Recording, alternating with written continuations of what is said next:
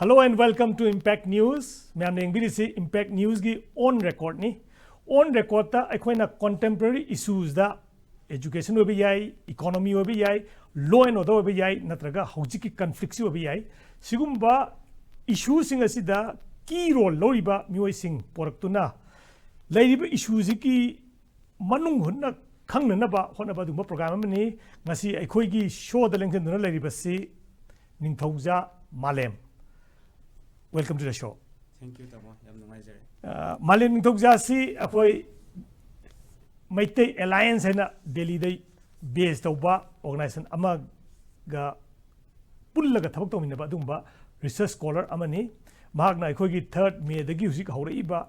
issue singi matangda tongan ba hiram kaya da thijan baga loinana thijan badigi phangakpa mayamdu prajaga miyamga share tawduna miyamgi wakhalon asi mayon chumduna lakba adumba naha amani ngasi akoi gi studio dengduna leiriba se hojik mak Manipur da matam khargi thorakpani maruwaina ghost of peace saidana akoi gi ngarang 29 of February da akoi gi expire weba kuki underground group singa government of India amasung Manipur government ka tripartite oina chathagiba suspension of operation gi agreement adugi matangda karigida bugi haiba agreement si abrogate tauroidaba no haiba aduba argument yauba booklet macha mani ghost of peace si ngarang Manipur press club ta akhoi praja miyam da khusin nagre ghost of peace ta kari yauri karigidamakta no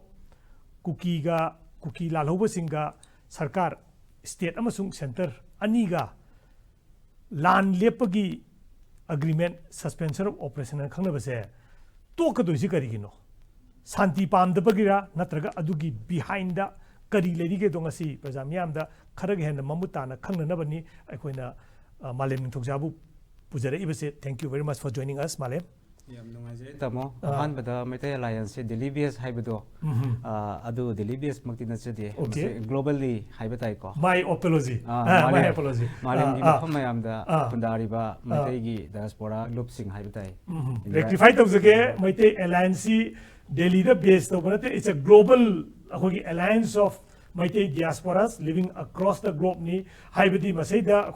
Europe, Turkey, America dagi, Korea dagi, Australia dagi, beti bacha mayama tongan profession da across the globe thabak toriu mayam dugi alliance ne abani. My apologies for getting that wrong. Anyway, coming to the subject, haitare. Ghost of peace.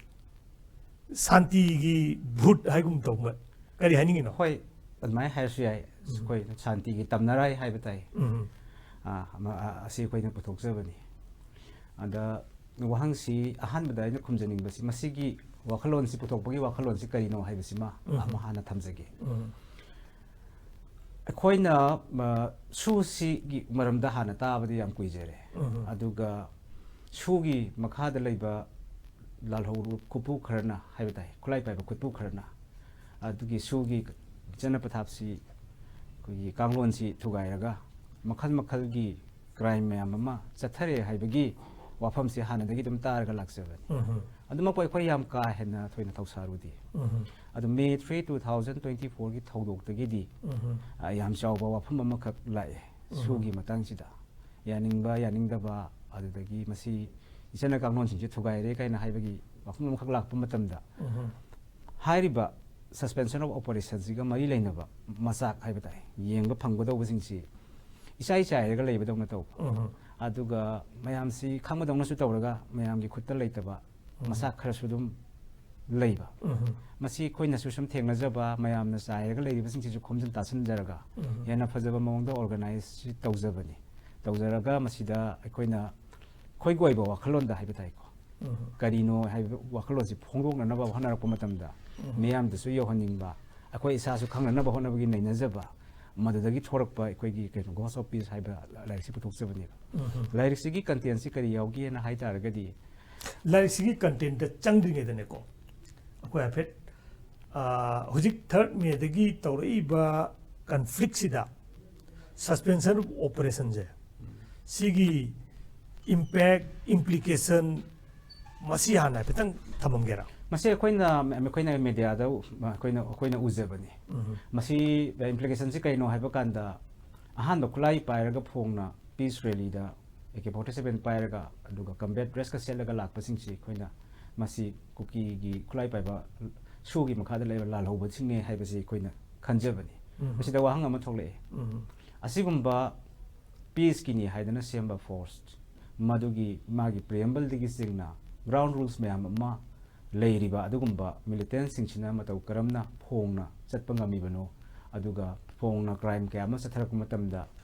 security forces singna haibatai ko maroina central security forces singna matang sana action laudriba kari gino haibasi wahang ama amulae aduga amadu SoOga marilaina ba militant na tatargana adugumba criminal singtuda kari gi action laudribano haibo hangsila matamda adagi masi mayam se tanaraba warini kuki gi kin sathar eiba go muklai pai basing sathar eiba arm aggression sida action laudabagi maramdi suspension of operation leibagi ni haiba wahangsi lakpadagi hoida wahang amakak thol eba doitargadi peace haibati suspension of operation santi gi damakta semiba adugumba loduna define tawriba peace si karino kari maramgino adu masigi negative consequences mang tahan ba mayam ama thorak pada koigi satheng phangiba miyam se makhoi gi peace yaudabra haiba wahangsi mayam thorak paneba madudane khoina ngasai gi horen ni tamoga wari sana jarak pada makhada dum khukuma ko yabo mayam ma lakhini ni telapna thambas te madudane khoina peace haiba se karino kana gi peace no kana ga tawnari ba peace no kana ga yasanari bano haiba gi history tegi hauna khoina na magi puari degi hauna koina lira aga koina articulation si tawjabane okay ado kaidobogi lokthokadune habududi sigi like mungda argument amdi yaure lokthokbogi process hagadra ngarang akoigi phamkhiba assembly dasu hoi kuki MLA tara yaudresu lemhori ba mayam duna unanimously waina akoigi state cabinet na logre matungda assembly nasu lokthokba haibagi logre center da tharani lokto enasu khalasi hujik laiba May 3rd dagi thariba thoriba conflict sida kari impact pi rabi asina sina di end game oigadoribra natraga si another battle one oidoribra or war itself will be one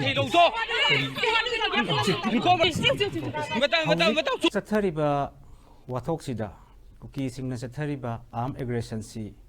SoO maram oiraga Central Security Forces singna matik sab action laudabani haibagi thajanaba amakhat mayamda leiribasi yengo taragadi adu oiragadi suspension of operations si lokthok piro lisang sitna suspension of operations ki makhada nagumba kuki arm group kharna khudong saba lauraga makhoigi oiba hidden agenda political and geostrategic agenda mayam ma lisang sitna su chathare adu khata sunnatana SoO gi manungda yauriba kanglon mayam si thugairaga sen khopa sen tanba masina koida mangtharapa haibatai ko kudam mena yam ten na haijar kan sida people's ki life da threatened oiraba people's ki property da mang ta khalaba religious belief thajaba amasung practice ta take tawraba aduga ngasai gi ecosystem da mangningai oiba makal gi illicit poppy cultivations kumba satharaba mapandagi mito pusalakpada tawnba mong da tawba ngamselaba sigumba koigi lepak sigi mang tak ningai oiba haibatai ko constitution su ikai khumnarakta lamdam ji da leiriba law sing si violate tok tharaba Manipur gi integrity da sokpa ya ba tabak satharaba haibadi preamble degi singna thugairaga gather sing gi conduct amasung loop sing gi nature sina thugair pa taragadi madudi koi so definitely SoO ji abrogate to haiga dong haibne ba maramdi but basically hujiki conflict leiba sida quite first attempt se hojik leiba kapnariba khotnariba si loisanba taragadi other process chathaba hobu yani SoO ji abrogate tawraga kuki kangusing khugai pairaga chali kaphandanu sigi attempt hanba mani maramdi phunariba hanariba sunari thinge hai taragadi action lokhatkadabani ba so first step ahoigi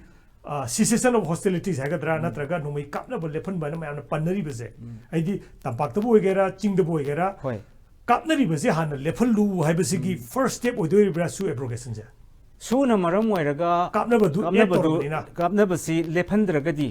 ꯊꯤꯡꯗꯕ ꯉꯝꯗꯦ ꯍꯥꯏꯕ ꯇꯥꯔꯒꯗꯤ ꯀꯥꯞꯅꯕꯁꯤ ꯊꯤꯡꯅꯅꯕꯒꯤꯗꯃꯛ ꯇꯉꯥꯏ ꯐꯗꯅ ꯆꯠꯊꯔꯤꯕ ꯏꯃꯤꯒ꯭ꯔꯦꯁꯟꯁꯤ ꯂꯦꯞꯅꯅꯕꯒꯤꯗꯃꯛꯇ ꯁ꯭ꯇꯔꯟ ꯑꯦꯛꯁꯟꯁ ꯂꯧꯒꯦ ꯍꯥꯏꯕ ꯇꯥꯔꯒꯗꯤ ꯑꯩꯈꯣꯏꯒꯤ ꯉꯁꯥꯏꯒꯤ ꯁꯨꯁꯦ ꯑꯦꯕ꯭ꯔꯣꯒꯦꯠ ꯇꯧ ꯍꯥꯏꯕꯅꯦꯕ ꯁꯤꯗ ꯋꯥꯐꯝ ꯑꯃꯈꯛ ꯊꯝꯖꯒꯦꯕ ꯁꯨ ꯑꯦꯕ꯭ꯔꯣꯒꯦꯠ ꯇꯧ ꯍꯥꯏꯕꯁꯤ ꯑꯩꯈꯣꯏ ꯅꯝꯕꯔ 1 ꯁꯥꯟꯇꯤꯒꯤ ꯃꯥꯌꯣꯛꯇ ꯂꯩꯕ ꯅꯠꯇꯦꯕ ꯁꯥꯟꯇꯤꯒꯤ ꯃꯤꯡꯗ ꯁꯥꯟꯇꯤ ꯊꯨꯒꯥꯏꯔꯦ ꯍꯥꯏꯕꯅꯦꯕ ꯑꯗꯨꯒ ꯑꯃꯅ ꯁꯨ ꯑꯦꯕ꯭ꯔꯣꯒꯦꯠ ꯇꯧ ꯇꯔꯃꯤꯅꯦꯠ ꯇꯧ ꯍꯥꯏꯕꯁꯦ ꯁꯨꯒꯤ ꯃꯁꯥꯒꯤ ꯃꯅꯨꯡꯗ ꯌꯥꯎꯖꯕꯅꯦꯕ ꯀ꯭ꯂꯣꯖ ꯅꯝꯕꯔ 10 ꯑꯥꯔꯇꯤꯀꯜ ꯅꯝꯕꯔ 5 ꯍꯥꯏꯔꯤꯕꯁꯤꯗ ꯁꯨꯒꯤ ꯆꯠꯅ ꯀꯥꯡꯂꯣꯟ ꯃꯌꯥꯝꯁꯦ ꯊꯨꯒꯥꯏꯕ ꯑꯣꯏꯕ ꯇꯥꯔꯒꯗꯤ ꯁꯨꯁꯦ ꯇꯔꯃꯤꯅꯦꯠ ꯇꯧꯒꯅꯤ ꯅꯠꯇ꯭ꯔꯒꯅ ꯁ꯭ꯇꯔꯟ ꯃꯤꯂꯤꯇꯔꯤ ꯑꯦꯛꯁꯟ ꯂꯧꯈꯠꯀꯅꯤ ꯍꯥꯏꯕꯅꯦꯕ ꯑꯗꯨꯅ ꯑꯩꯈꯣꯏꯅ ꯍꯥꯏꯖꯕꯗꯤ ꯒꯚꯔꯟꯃꯦꯟꯠ ꯑꯣꯐ ꯏꯟꯗꯤꯌꯥ ꯌꯥꯎꯅ ꯑꯇꯩꯒꯤ ꯁꯦꯀ꯭ꯌꯨꯔꯤꯇꯤ ꯐꯣꯔꯁꯦꯁꯁꯤꯡꯅ ꯌꯥꯅꯔꯦ ꯍꯥꯏꯗꯅ ꯁꯦꯝꯃꯤꯕ ꯒ꯭ꯔꯥꯎꯟ ꯔꯨꯜꯁꯦ ꯃꯁꯤ ꯉꯥꯛꯅ ꯆꯠꯄꯤꯌꯨ ꯃꯁꯤ ꯃꯊꯧ ꯇꯧꯕꯤꯌꯨ ꯊꯕꯛ ꯑꯣꯏꯅ ꯎꯠꯄꯤꯌꯨ ꯁꯥꯟꯇꯤ ꯄꯥꯝꯃꯤ ꯁꯥꯟꯇꯤ ꯄꯨꯔꯛꯅꯕꯅꯤ ꯍꯣꯠꯅꯕꯅꯤ ꯍꯥꯏꯕꯁꯦ ꯃꯈꯣꯏꯅ ꯌꯥꯅꯔꯤꯕ ꯁꯨꯁꯤ ꯀꯨꯀꯤ ꯃꯤꯂꯤꯇꯦꯟꯠꯁꯤꯡ ꯍꯥꯏꯕꯗꯤ ꯑꯥꯔꯝ ꯒ꯭ꯔꯨꯞꯁꯤꯡꯁꯤꯅ ꯚꯥꯏꯑꯣꯂꯦꯠ ꯇꯧ ꯇꯥꯔꯒꯁꯨ ꯒꯣꯔꯃꯦꯟꯠ ꯑꯣꯐ ꯏꯟꯗꯤꯌꯥ ꯑꯃꯁꯨꯡ ꯃꯥꯒꯤ ꯑꯇꯣꯞꯄ ꯁ꯭ꯇꯦꯠ ꯒꯣꯔꯃꯦꯟꯠ ꯃꯌꯥꯝ ꯂꯩꯔꯤꯕꯁꯤꯡꯁꯦ ꯃꯁꯤꯅꯁꯨ ꯑꯣꯟꯁꯤꯜꯂꯒ ꯃꯁꯤ ꯚꯥꯏꯑꯣꯂꯦꯠ ꯇꯧꯕꯤꯒꯅꯨ ꯍꯥꯏꯔꯤꯕ ꯀ꯭ꯂꯣꯖꯁꯦ don't be a party ꯍꯥꯏꯕꯅꯦꯕ ꯁꯤ ꯍꯥꯏꯔꯤꯕ ꯀ꯭ꯂꯣꯖꯁꯦ ꯏꯁꯦꯟꯁꯤꯌꯔ ꯍꯥꯏꯔꯤꯕ ꯀ꯭ꯂꯣꯖꯁꯦ ꯑꯦꯟꯐꯣꯔꯁ ꯇꯧ ꯍꯥꯏꯕꯅꯦꯕ ꯁꯨ ꯇꯔꯃꯤꯅꯦꯠ ꯇꯧꯕ ꯍꯥꯏꯕꯁꯦ ꯃꯈꯣꯏꯒꯤ ꯒ꯭ꯔꯥꯎꯟ ꯔꯨꯜꯁꯇ ꯌꯥꯎꯖꯕ ꯀ꯭ꯂꯣꯖ ꯇ꯭ꯔꯥꯏ ꯄꯥꯔꯇꯤꯅꯤ ꯀꯣ ꯇ꯭ꯔꯥꯏ ꯄꯥꯔꯇꯤꯅꯤ ꯄꯥꯔꯇꯤ ꯑꯍꯨꯝꯒꯤꯅꯤ ꯑꯦꯠꯂꯤꯁ ꯋꯥꯟ ꯄꯥꯔꯇꯤ ꯑꯃꯗꯤ ꯃꯥꯂꯦꯝꯒꯤ ꯀꯩꯅꯣꯁꯤ ꯀꯟꯚꯤꯟꯁꯤꯡ ꯑꯣꯏꯔꯦꯅ ꯂꯧꯔꯦ ꯀꯣ ꯑꯩꯈꯣꯏꯒꯤ ꯑꯦꯁꯦꯝꯕ꯭ꯂꯤꯒꯤ ꯂꯦꯚꯦꯜꯗ ꯑꯩꯈꯣꯏ ꯁꯨꯁꯦ ꯑꯦꯕ꯭ꯔꯣꯒꯦꯠ ꯇꯧꯕ ꯍꯥꯏꯅ ꯂꯧꯔꯕꯅꯤꯅ ꯑꯣꯟꯂꯤ ꯀ꯭ꯋꯦꯁꯟꯗꯤ आम कुकी कांगू की रिप्रेजेंटेटिव अमसुंग गवर्नमेंट ऑफ इंडिया ने रिसर्च तौबसिदा मालेम करी खली इनफ एविडेंस लेरब्रा गवर्नमेंट ऑफ इंडिया दा मणिपुर सरकार अमसुंग अहोगी सूजी अब्रोगेट तौब पामीब मयामना सूजी लौथोकप याननबगी सू ग्राउंड थुगाइरे हाइबसिगी इनफ एविडेंस लेरब्रा enough si aina thengnajaba documents singtadi FIR mayam ma register tawba thengnai okay militant singi mayokta adu khatan natana revised ground rules masa maksida 2010 gi amasung 2011 gi punna document mari ni party ani subanina ani mari taidana ko sida su sidi violate tawre हाइबगी allegations लाए अमसुग agency सिंगी report लेरे हाइबसिदी मखोइना मसाना अदुमक admit तौरबने अदु लुरिबदी अदु तौरे हाइरबाबदा करम्बा मयक Samba अचुम्बा actions लौखले हाइबदुदी अखोइदि खंगदेब अदुगा मागी अदुगा मखोइना खनरिबा नैनरिबा revise तौबदसु नत्रगना enforce तौबदसु करी procedure दा अमसुग mechanisms दा यानरिबनो हाइबदुदी क्लासिफाइड ओइबा डॉक्यूमेंट ओइबनिना अखोइ फंगजदेबा अदु पुलिस की FIR na sing bai khoina thengnajaba mayam ama yengba aduga hojiksu phongna khudingmaksi khoigi moigi documents ta reflect tawgani hainingai di oideba phongna khangabaneba phongna si tawrabaneba aduna khoina khanjabadadi duki mate enough evidence leire aibidi cadre singi conduct tasu violate tawre weapons ki matang dasu digi game ki matang dasu haibana sing basing se masi khoina feel tawjabaneba okay now larik si dala ase ख्वाई अहम अखोई chapter अहम ले माले नंगी like को से first अहम सिदी अखोई union home minister Amit Shah दा पीब मेमोरेंडम ने सिदा ऑब्वियसली अखोई सु एब्रोगेट तौबियु हाइबदुदी अदुम हाइरमने खले अदो अतोप करी कंपेलिंग ओइबा अखोई नंगी अपील और एविडेंस करी प्रेजेंट तौरी अमित शाह दा अखोइना पीबा मेमोरेंडम सिदा अखोइना मखोइददी एडिशनल डॉक्यूमेंट ओइनदी पीजदबगी मरमदी Ministry of Home na masi yamna mayak sengna aware oiraba wafam singne makhoi gi intelligence ki report tagi makhoi gi feedback tagi government of Manipur na piri representations tagi oina khangabane ba akhoi da laiba documents sing sidi second hand documents sing ne heba aida moidagi janthor poiramba yaina ta moina hena loina khangabani tawribase karino haibasi bakoina urabaneba aduna akoina masida substantial oiba yaba document hapu bagi thoidokpa mathau tadre adubu akoigi public ta sigumba sentiment ama leire pulse leire akoina masi lawthoa hairibagi theoretical framework amasung articulations ki mawong se karino haibasi focus tawra kansida yamna sengna akoina makoida reminder ama thabagumbaneba tawribase sini मसी अखोई खंगे होनरिबसे सिनी अखोई खंगे हाइदना 2005 तकी चथरपगी कांगलोन Bharat लेंगाकना पामे हारिबा piece की मवोंग असे म्यामसे हंगबा मतुंग दे अखोइना हंगजरिबसी piece सिदी peoples की याउद्रबरा